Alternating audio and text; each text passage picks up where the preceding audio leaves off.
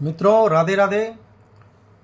मित्रों, आज हम बात करेंगे सिंह लग्न में गुरु बृहस्पति का 12 भावों पर संपूर्ण फल कैसा रहेगा। जैसे कि हम सब जानते हैं, सिंह लग्न में सूर्य का लग्न है। सूर्य बृहस्पति में परस्पर मित्रता है। बृहस्पति गुरु ग्रह सिंह लग्न में राजयोग कारक ग्रह हैं। हर प्रकार का सुख वैभव संपदा देने वाले बृहस्पति भगवान साक्षात सिंह लग्न की कुंडली में अच्छे से अच्छा, बहुत अच्छा फल देते हैं। कुछ जगहों पर विपरीत या जो राजयोग का निर्माण होता है, लेकिन लग्न मजबूत होने से उसके भी बहुत ही सकारात्मक प्रभाव हमको देखने को मिलते हैं। मित्रों, जैसे हम सबको मालूम है, देवउठनी एकादशी आज है। आज श्री हरिनारायण विष्णु अपनी निद्रा से जाग गए हैं। छोटे छोटे उपाय करके हम अपने बृहस्पति की कृपा और नारायण का आशीर्वाद पाकर अपने जीवन को बहुत ही खुशहाल मंगलमय बना सकते हैं। किसी भी तरह की आर्थिक परेशानियां हमसे कोसों दूर होंगी। हम धनवान होकर जीवन का आनंद ले सकते हैं। ईश्वर भक्त होकर श्री चरणों में अपना ध्यान लगाकर जीवन में सारे सुख वैभव प्राप्त कर सकते हैं। तो चलिए बात करते हैं। सिंह लग्न में जब गुरु लग्न में बैठता है तो ऐसे जातक बहुत ही बुद्धिमान होते हैं, बहुत ही गुणवान होते हैं, बहुत ही प्रभावशाली होते हैं, धर्मनिष्ठ होते हैं, कर्तव्यों को मानने वाले होते हैं, सर्वगुण संपन्न कहलाते हैं। और यहाँ पर बैठे हुए बृहस्पति की पंचम, सप्तम, नवम दृष्टि, हमारे पंचम दृष्टि से हमारे संतान भाव, अच्छी संतानें होती हैं। हमारा विवाह, सप्तम दृष्टि हमारे विवाह भाव पर होती है। हमारा विवाह, हमारा पत्नी जीवन में बहुत अच्छी, बहुत सहयोग देने वाली होती है। और नवम भाव हमारे भाग्य पर बैठती है। हमारे भाग्य पर पड़ती हुई दृष्टि बहुत अच्छी होती है। हमें जीवन में हमारा भाग्य बहुत साथ देता है। हर कार्य हमारे भाग्य के साथ पूर्ण होते हैं।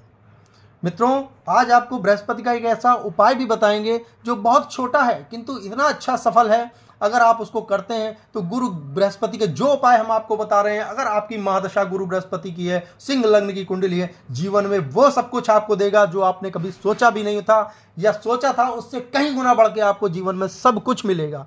लेकिन वो उपाय जानने से पहले हमारे चैनल को सब्सक्राइब कर लें, लाइक कर लें और मित्रों अपने महत्वपूर्ण सुझाव देते रहें। और अगर जानकारी अच्छी लगे तो इसको आगे भी शेयर करते रहें। मित्रों, जब द्वितीय भाव पर गुरु बृहस्पति बैठते हैं तो द्वितीय भाव पर, धन भाव पर बैठे हुए बृहस्पति, ऐसे व्यक्ति की वाणी बहुत मधुर होती है। ऐसे व्यक्ति अच्छे वक्ता होते हैं, अच्छे वकील बन सकते हैं, अच्छे प्रवचन करने वाले बन सकते हैं।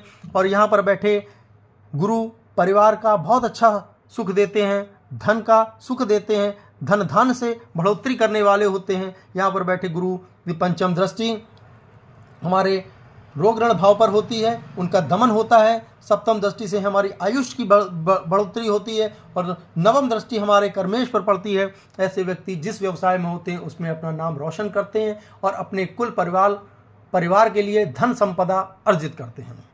मित्रों, तृतीय भाव पर जब गुरु आकर बैठते हैं तो तृतीय भाव पर बैठे हुए गुरु की दृष्टि तो बहुत अच्छा फल नहीं देती, मिश्रित फल प्राप्त होते हैं। यहाँ पर बैठे हुए गुरु मेहनती पराक्रमी तो बनाते हैं, लेकिन उस मेहनत पराक्रम का बहुत अच्छा फल नहीं लेने देते। यहाँ पर बैठे गुरु छोटे भाई का योग बनाते हैं, बहन का योग बनाते हैं, किंतु उन छोटे भाई बहनों से कुछ मतभेद भी कराते हैं। यहाँ पर बैठे गुरु की दृष्टि हमारे पंचम दृष्टि से हमारे विवाह स्थान को अच्छा करती है, अच्छी पत्नी मिलती है, लेकिन कुछ वैचारिक मतभेद की स्थिति उत्पन्न होती है। सप्तम दृष्टि हमारे भाग्य भाव पर पड़ती है, हमारे भाग्य में कुछ नकारात्मक चीज़ें भी आती हैं। और नवम दृष्टि से हमारे जो मित्र है, बड़े भाई का मिश्रित सहयोग हमको मिलता है, कुछ अच्छा कुछ बुरा।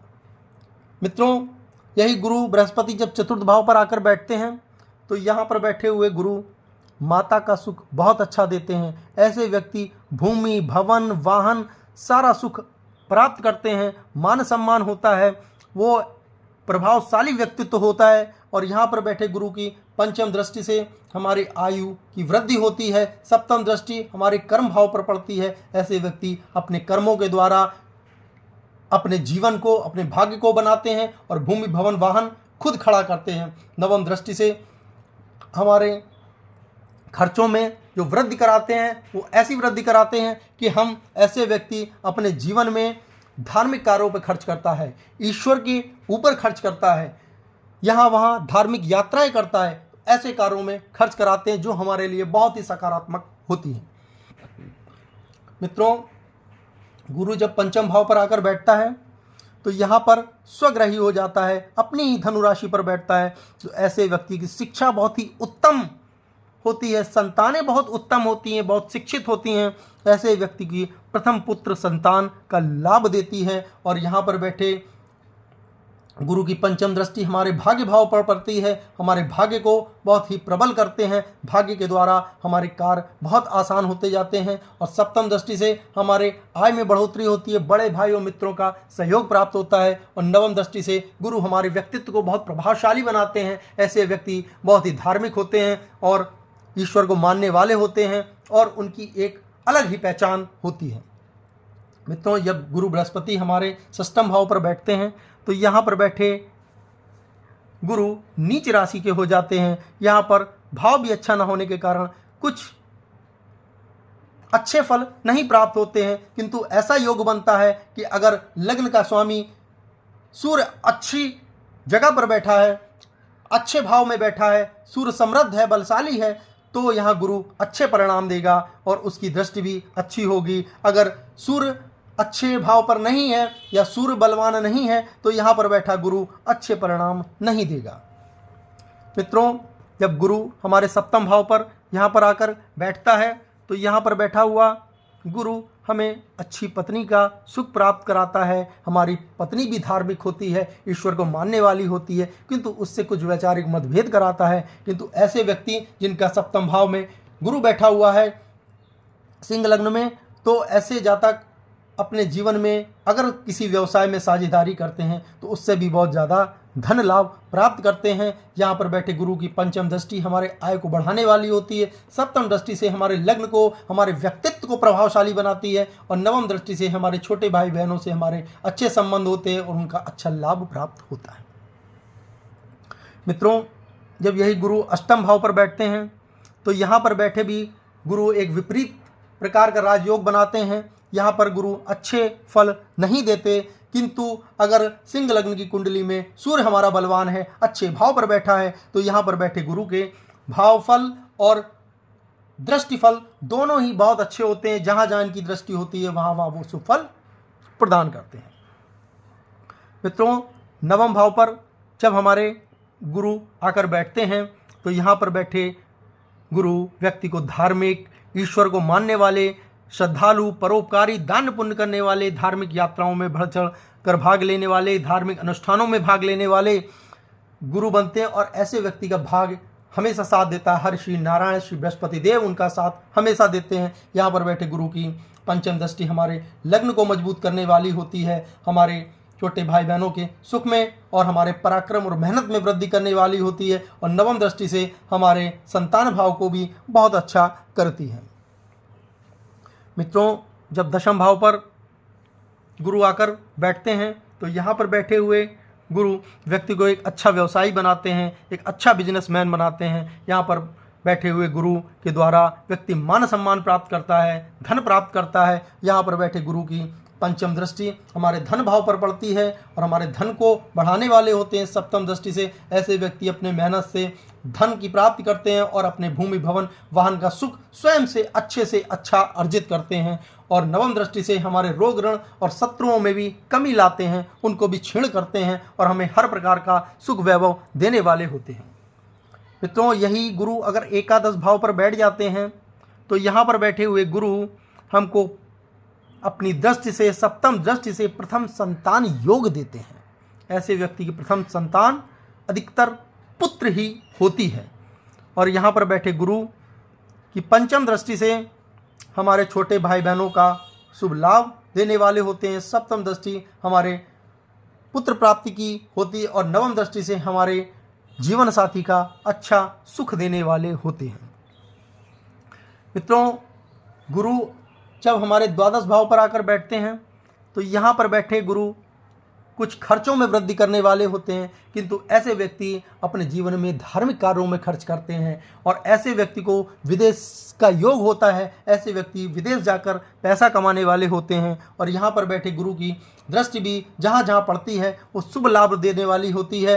पंचम दृष्टि से हमारे भूमि भवन वाहन का अच्छा सुख प्राप्त कराने वाले होते हैं और सप्तम दृष्टि से हमारे रोग ऋणों को कम करने वाले होते हैं और नवम दृष्टि से हमारे आयुष्य को बढ़ाने वाले होते हैं। अतः 12वें घर पर बैठे हुए गुरु भी की दृष्टि भी बहुत हमको सुफल देती है। तो मित्रों, हमने देखा गुरु को सिंह लग्न में कितना अच्छा फल देती है। अगर हम देखते हैं तो गुरु की जब दशा महादशा दशा अंतरदशा आती है तो हम देखते हैं ये गुरु के जितने फल हमने आपको आज बताए हैं ये सब आपको एक साथ सब आपको देखने को मिलते हैं। और अगर इनके साथ कोई ग्रह बैठा होता है तो कुछ उनके फलों में अंतर होता है या किसी ग्रह की कोई युति होती है, लेकिन फिर भी गुरु हमारे सिंह लग्न में बहुत ही राजयोग कारक ग्रह हैं। हमें हर प्रकार का राजयोग, सुख योग, धन योग हर कुछ देने वाले हैं।